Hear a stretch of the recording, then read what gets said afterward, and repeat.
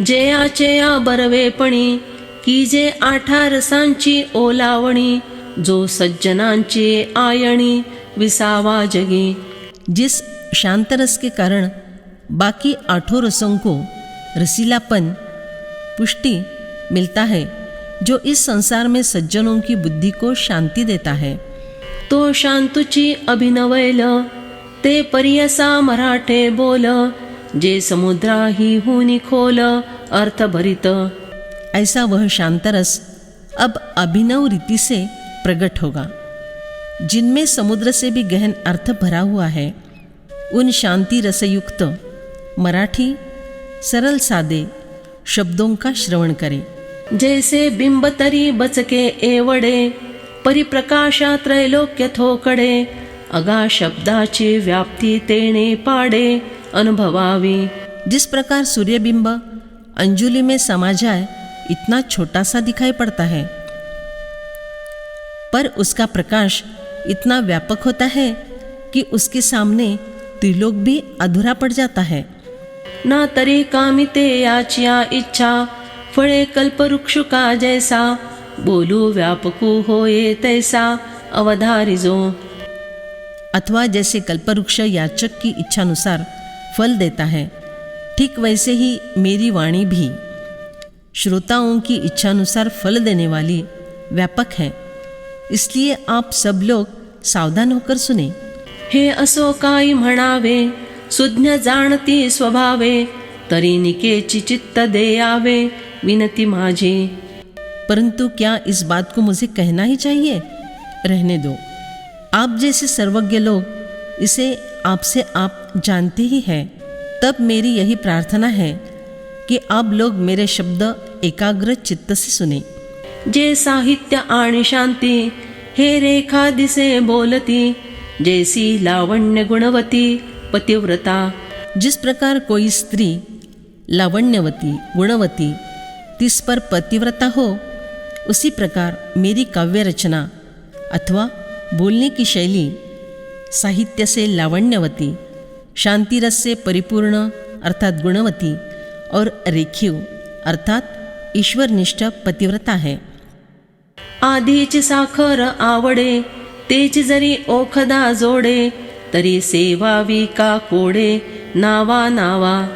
पहले तो चीनी खांड यूं ही लोगों को अच्छी लगती है, और यदि अनुपान के रूप में वह औषधि के साथ दी जाए तो फिर आनंदपूर्वक बार बार क्यों न खाई जाए। सहजे मलया निळू सुंदू, तेया होय अमृताचा स्वादू, आणि तेथची जोडे जरी नादू दैवगत्या। मलय पर्वत से आने वाली वायु स्वभावतः शीतल सुगंधित ऐसी प्रफुल्लित कर देने वाली होती है, जिस पर यदि उसे अमृत का स्वाद मिल जाए तो कितनी बाहर आएगी।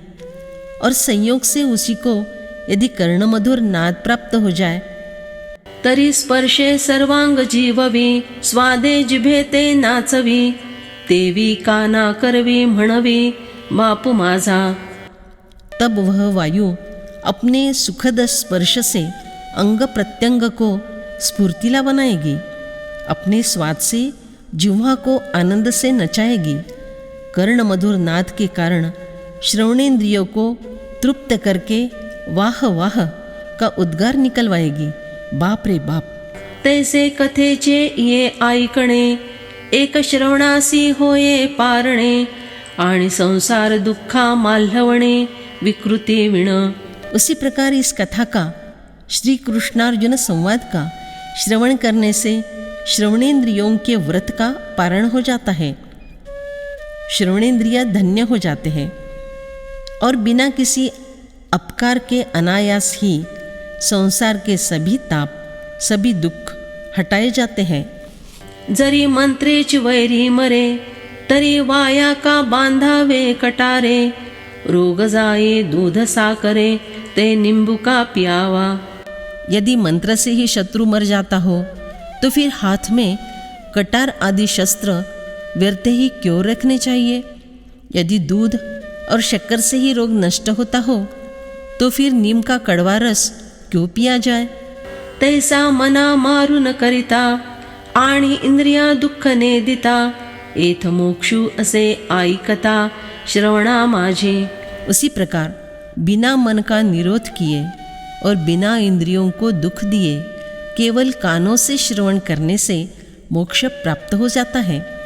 म्हणोनी गीतार्थुहानिका आथिलिया आराणुका ज्ञानदेवो म्हणे आईका निवृत्तिदासु।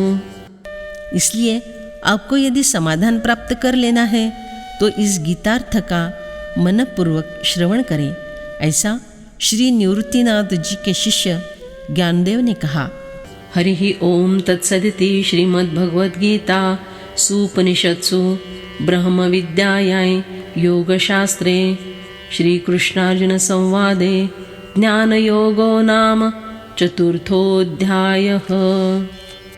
इस प्रकार ओम तत्सत इन भगवन नामों के उच्चारण पूर्वक ब्रह्म विद्या और योग शास्त्र में श्रीमद् भगवद गीतोपनिषद रूप श्री कृष्णार्जुन संवाद में ज्ञान योग नामक चौथा अध्याय पूर्ण हुआ।